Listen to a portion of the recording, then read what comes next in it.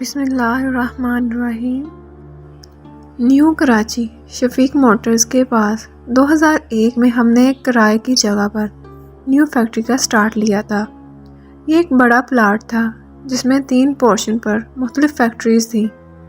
Get سے داخل ہوتے ہی چوکیدار کا روم، پھر 2 طرف 2 فیکٹریز اور بالکل سامنے ہماری فیکٹری تھی۔ ہمارے پورشن میں داخل ہوتے ہی سامنے آفس سے ایک طرف گودام میں کچا مال اور دوسری طرف مشینریز لگی ہوئی تھی۔ ارد گرد میں 3 طرف خالی پلاٹ تھے اور گیٹ کے سامنے چائے کا ہوٹل اور پان کی دکان تھی۔ ہمارا نیا کام تھا تو اکثر وہیں سیمپلنگ وغیرہ بنواتے تھے اور اکثر دیر رات تک وہیں بیٹھے رہتے۔ کھانا، چائے، سگریٹ کے دور بھی چلتے تھے۔ ایک رات قریباً 10 سوا 10 پر لڑکے کو کھانا اور چائے سگریٹ لینے بھیجا ہوا تھا کہ اچانک بارش ہو گئی۔ تھوڑی دیر بعد کھانا آ گیا تو سب نے مل کر کھانا کھایا۔ اسی دوران باتوں میں لڑکے نے کہا کہ ہماری فیکٹری کی چھت پر شاید چوکیدار کی بیوی یا بیٹی بارش میں لال جوڑا پہنے اکیلی نہا رہی ہے۔ ہم نے اس کو کہا زیادہ مت دیکھنا، یہ پٹھان اپنی عورتوں کے بارے میں کافی سخت ہوتے ہیں، کچھ غلط سمجھ لیا تو تجھے مار مور کر یہیں کسی خالی پلاٹ میں دفنا دیں گے۔ کھانے وغیرہ سے فارغ ہوئے تو بارش بھی رک گئی تھی۔ ہم سب گھر کے لیے نکلنے لگے۔ گیٹ سے گاڑی نکلنے لگی تو دانستہ نظر وہیں چھت کی طرف گئی تو وہاں اس وقت بھی کوئی لال چادر یا دوپٹہ اوڑھے بیٹھا تھا۔ 2-3 دن گزر گئے، بات آئی گئی ہو گئی۔ پھر اچانک ایک بار پھر دن کے وقت بارش شروع ہو گئی۔ اس بار بارش کچھ زیادہ ہی تیز تھی۔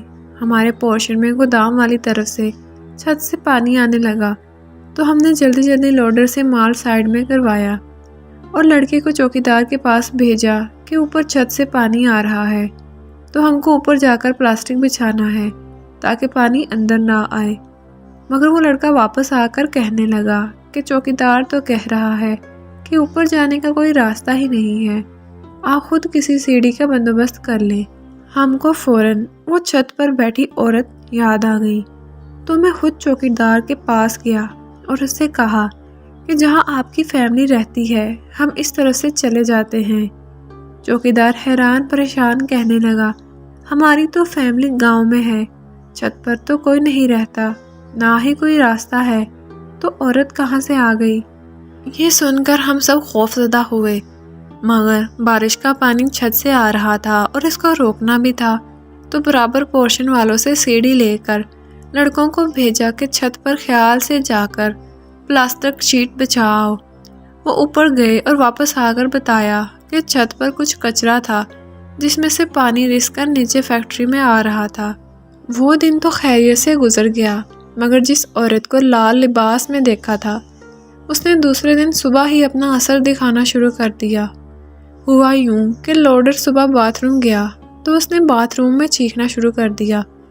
ہم سب وہاں گئے تو دروازہ اندر سے بند کر گئے۔ وہ زور سے چیخ رہا تھا کہ وہ عورت باتھ روم کے باہر کھڑی اسے گھور رہی ہے۔ ہم نے اسے بتایا کہ کوئی نہیں ہے، تم باہر آ جاؤ۔ اس نے باہر آ کر بتایا کہ دروازہ بند ہونے کے باوجود اسے محسوس ہوا، بلکہ اسے نظر آیا کہ وہ عورت اسے دیکھ رہی ہے۔ اس کا پورا جسم سن ہو گیا تھا، وہ ہل بھی نہیں پا رہا تھا۔ پھر شام کو پھر کسی کو محسوس ہوا جیسے اسے سرد ہوا چھو کر گزری ہو، جبکہ میں مشین کے پاس کھڑا تھا۔ مجھے صاف نظر آیا کہ وہ عورت میرے پیچھے کھڑی ہے اور مجھے جھرجھری سی آ گئی۔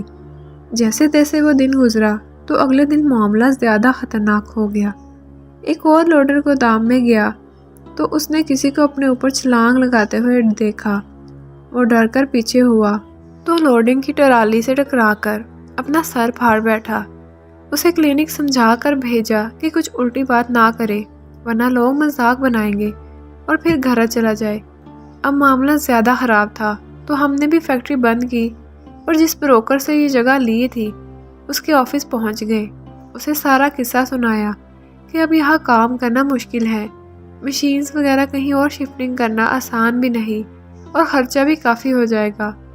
بروکر نے توقع کے برعکس بات توجہ سے سنی اور کہا کہ مجھے اس بارے میں کچھ معلوم ہے، مگر کبھی کسی پر ایسا حملہ وغیرہ نہیں ہوا۔ ہم نے اس سے ہی صبا سینما کے قریب ایک اور جگہ کی بات کی۔ پھر اس نے اس لڑکی کی بھوت یا روح کی کہانی جو اس نے 4-5 سال قبل سنی تھی وہ بتائی کہ ہماری فیکٹری کے پلاٹ کے پیچھے خالی پلاٹ میں کچھ لوگ شام کے وقت ٹرکوں سے اسمگل شدہ سامان اور شراب وغیرہ کاروں میں بھر کر منتقل کرتے تھے کہ ایک روز اس پلاٹ کے سامنے کچی آبادی سے ایک لڑکا جس کی 2 روز بعد شادی تھی، وہ اپنے دوست کے ساتھ حجام کے پاس بال منوانے نکلا تو ان گاڑیوں میں سے کسی ایک کار نے اسے ٹکر مار دی۔ لڑکا اور اس کا دوست ان سے الجھ پڑے تو خالی پلاٹ میں جہاں ٹرک کھڑے تھے ان لوگوں نے ان کو پکڑ کر خالی پلاٹ میں لے جا کر تشدد کیا، جس سے وہ دونوں ہلاک ہو گئے اور وہ ان کو وہیں چھوڑ کر بھاگ گئے۔ لڑکوں کے گھر والے 2 دن تک انہیں ڈھونڈتے رہے اور پھر ان کی لاشیں وہاں سے ملی۔ یہ خبر سن کر دلہن کا بھی ہارٹ فیل ہو گیا۔ کہتے ہیں یہ وہی لڑکی ہے جو ان تینوں پلاٹس کے اطراف اپنے دلہے کے قاتلوں کو ڈھونڈتی پھرتی ہے۔ ہم نے وہ جگہ چھوڑ دی اور پھر کبھی مڑ کر اس روڈ کی طرف بھی نہیں گئے۔ جی فرینڈ، یہ تھی آج کی ہارر سٹوری۔ اگر آپ کو ہارر سٹوریز اچھی لگتی ہیں اور آج کی ویڈیو آپ کو اچھی لگی تو اس ویڈیو کو لائک کر کے چینل کو بھی سبسکرائب کر دیں، اور اگر آپ کے ساتھ بھی کوئی اس طرح کا واقعہ پیش آیا ہے تو آپ مجھ سے شیئر کر سکتے ہیں۔